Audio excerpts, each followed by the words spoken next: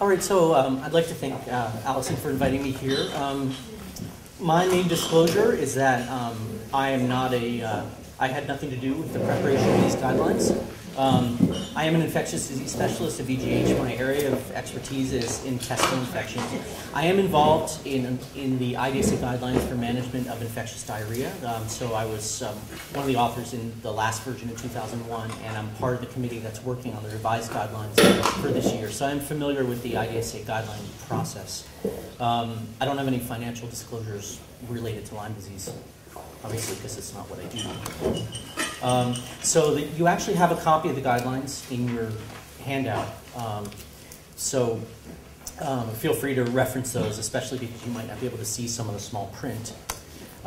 So what are practice guidelines? So basically, the evolution of a practice guideline starts with a topic of interest identified. So the IDSA will decide, I think we need a guideline for management of endocarditis. So then they'll convene a panel of experts, send out inquiries, recommendations, who are the best published people in this field, who do we recommend, and convene an expert panel. And then that expert panel meets numerous times and identifies questions that need to be addressed. So often there's a very long list that has to get shortened during the discussion process to get to a manageable size, and a number of specific questions that the panel is then going to review literature to try to answer. So one of the key points is a systematic literature review. So pre-identification of search terms that you're going to use, pre-identification of databases that are going to be searched, and bring up everything. And then the panel members go through each of those citations and finds the ones that are relevant to the question that's being asked. Those that are relevant then get graded as to the quality of the evidence. Now, the IDSA in the last couple of years has moved to something called the grade system. The current Lyme disease guidelines were made with the older system, which I'll explain. But the process is basically meant to look at how well the study, what type of study was it? Was it a case series? Was it a retrospective cohort study, a case control study, prospective cohort, randomized controlled trial? And also whether the inclusion criteria were appropriate for the question that was being asked, whether the exclusion criteria were appropriate, whether the statistical analysis was done well. So basically a post hoc review of publications. The conclusions on each of these is reached by consensus among the panel members assigned to each question. And then those questions are, the answers are put forth, or the recommendations are put forth, and then the guidelines are published. So the IDSA currently has over 50 published guidelines in various diseases. So the quote from the guidelines, and this is on the front page, says that it's important to realize that guidelines cannot always account for individual variation in patients. They are not intended to supplant physician judgment with respect to particular patients or special clinical situations. The IDSA considers adherence to these guidelines to be voluntary, with the ultimate determination regarding their application to be made by the physician in the light of each patient's individual circumstances. So it's clear that the guidelines are not meant to have teeth. They're meant to help people make the right decisions.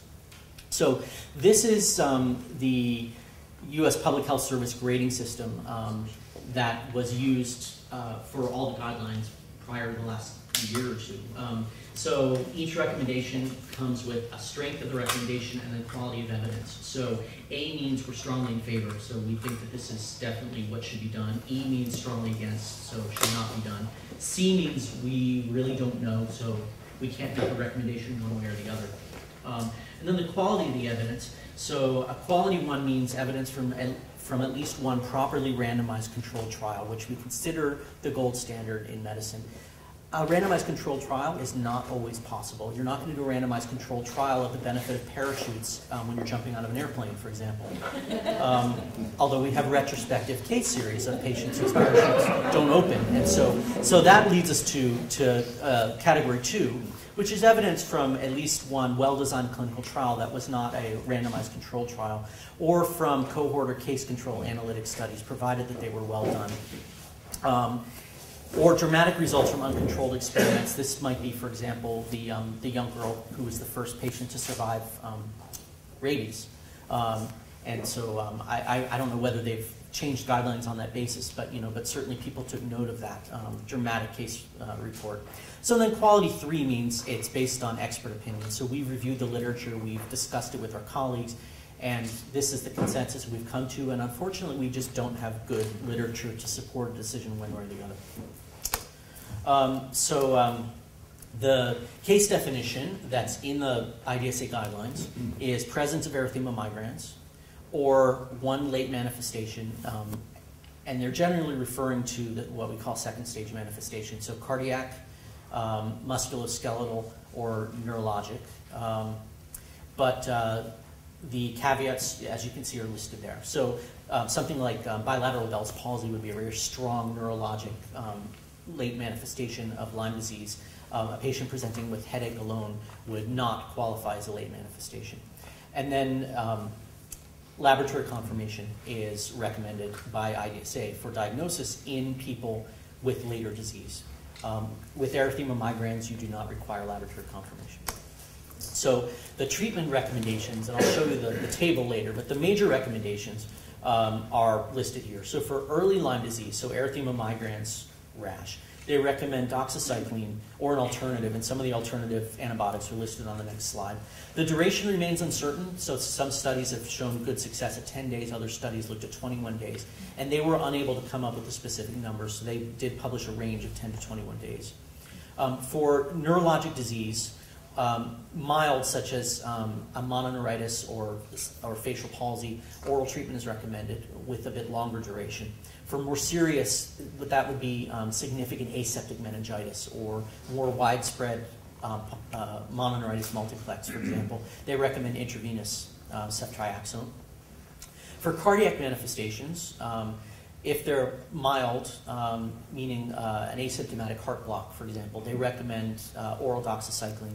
For more serious, so complete heart block, they recommend IV ceftriaxone. If you look in the guidelines, the rationale for this is not that that the more serious cardiac disease doesn't respond to oral antibiotics, but it's that patients who have that are often later found to have neurologic complications as well. So the belief is that treating them with oral treatment alone will not treat a sufficient number of patients with neurologic disease. And finally, arthritis, which would be a later manifestation. If there are no neurologic symptoms, they recommend oral treatment, but a longer course. If there are neurologic symptoms associated with it, then they recommend intravenous treatment. This is the one situation where they recommend a repeat course of treatment. So if someone's arthritis is treated and they have a response, which can be quite delayed, weeks to months, but then it gets worse again, they recommend retreating. They cite some studies suggesting that oral retreatment works, but they also recognize that there are a lot of experts who view that intravenous treatment is indicated in that setting. So they say that either is appropriate. So this is the list of what the drugs are, and again, if you can't read this, it's in your guide. So the preferred oral treatment is either doxycycline or amoxicillin. Doxycycline is probably the drug with the most experience, and it's a twice-a-day cheap drug. It's not recommended for children because it can cause tooth staining, and it's not recommended for pregnant women for that same reason.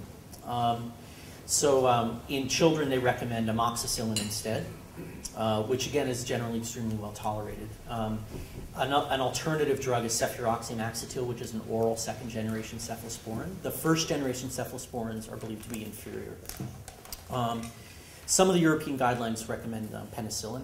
The North American guidelines do not. Excuse me. Alternative oral regimens, so they list certain macrolides. There's a footnote on this. So some macrolides seem to be, macrolides meaning erythromycin, azithromycin, clarithromycin, are believed to be less effective than the standard treatment. The preferred parenteral regimen is a third-generation cephalosporin, ceftriaxone. It's used all over the place. It's once a day. In Europe, there have been studies using cefotaxime, which is a very similar drug but has a different half-life, so it's given more frequently. And then they recommend intravenous penicillin in some of the European guidelines. So that's considered an acceptable alternative. Again, the indications for treatment and the duration are listed here. I basically summarized those for you in the previous slide, but so you can look at the guidelines for that. I decided to go through some of the recommendations in a bit more detail. So the major recommendation for prophylaxis is that tick bite prophylaxis or testing is not routinely recommended. So that they give that an E, meaning we strongly argue against it, but a 3, meaning we don't really have evidence in favor of that.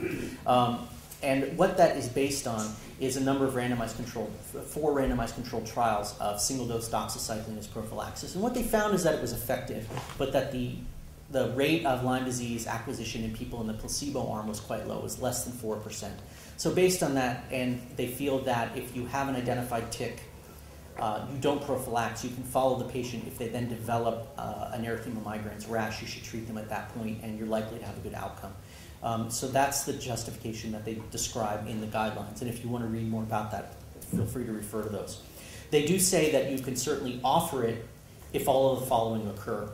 And that, again, is based on these randomized controlled trials. So if it is an Ixodes scapularis, now they don't specifically address specificus.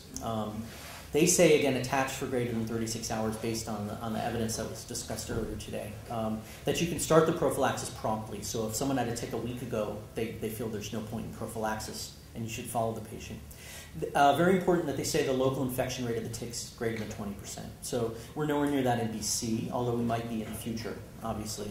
In places, obviously, I guess in pockets in California, and certainly throughout most of the highly endemic areas on the East Coast, those rates are above 20%.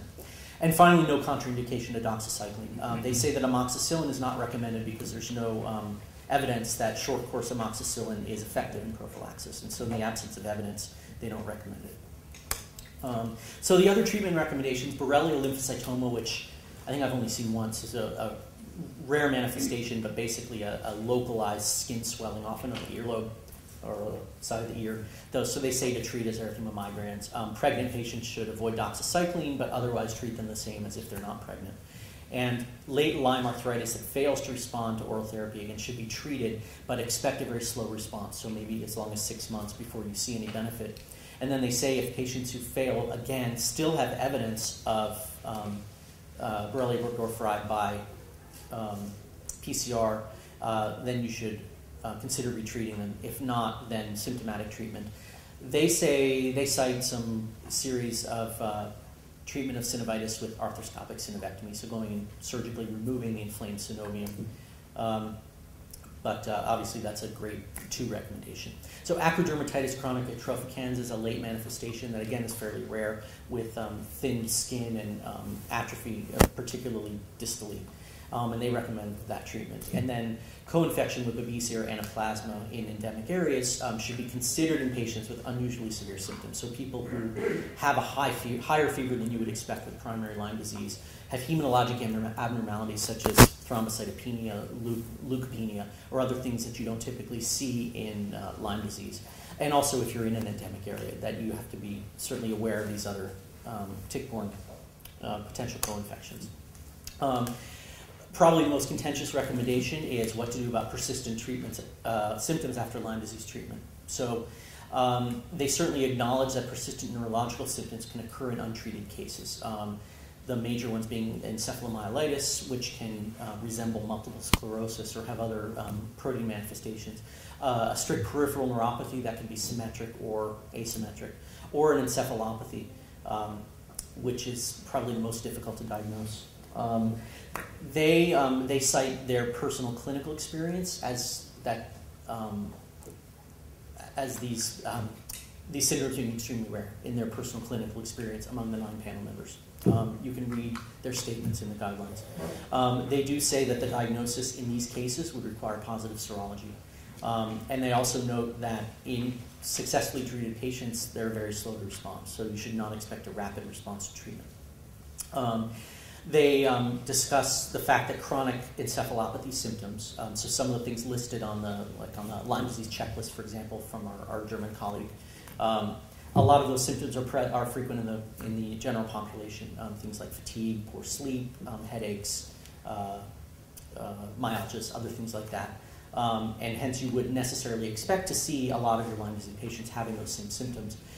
They cite 4 large placebo-controlled randomized trials that found no significant benefit of antibiotics over placebo in patients who had persistent symptoms after treatment for Lyme disease. And they come to this conclusion here that you can read afterwards. And they consider that an E1, meaning it's based on randomized controlled trial evidence, and they feel strongly against repeated or prolonged treatment of patients with persistent symptoms. So again, they discuss in the guidelines that about 35% of the patients in the randomized trials responded to placebo with improvement. We know that there's certainly a placebo effect in lots of diseases. There's also natural fluctuations in symptomatology related to lots of other environmental or psychosocial factors that patients may be experiencing.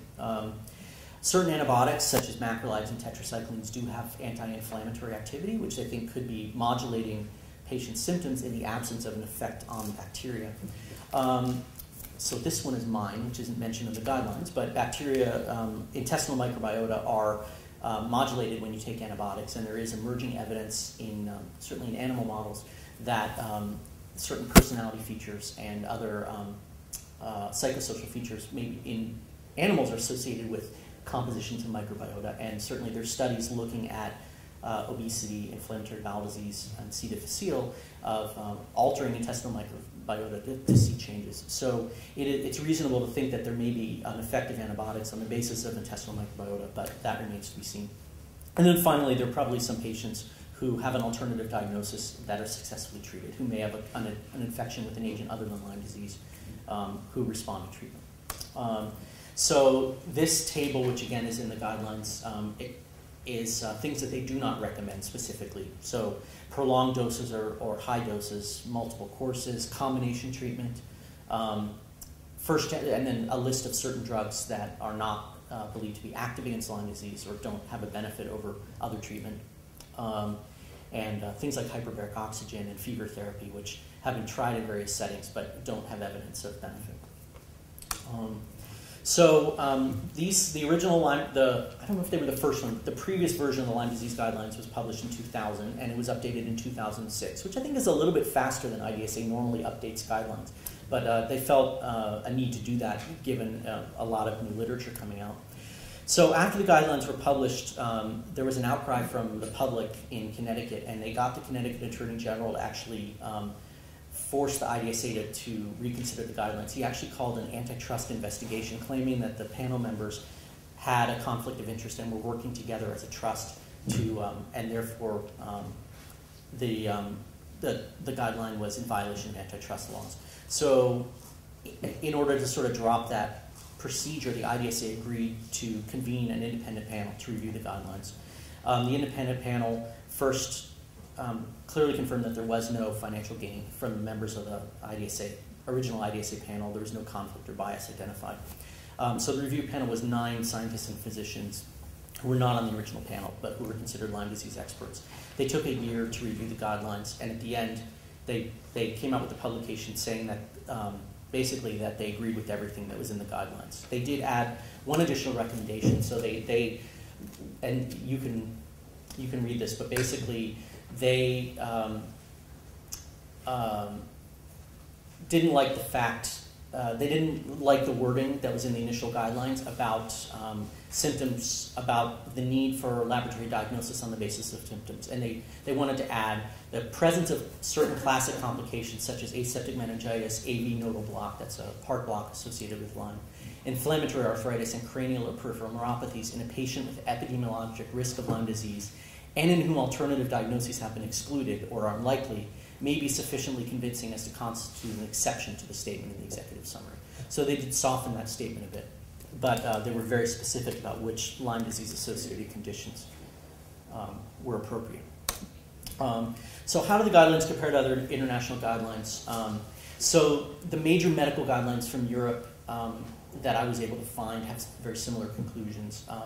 The ILADS guidelines do have significant differences.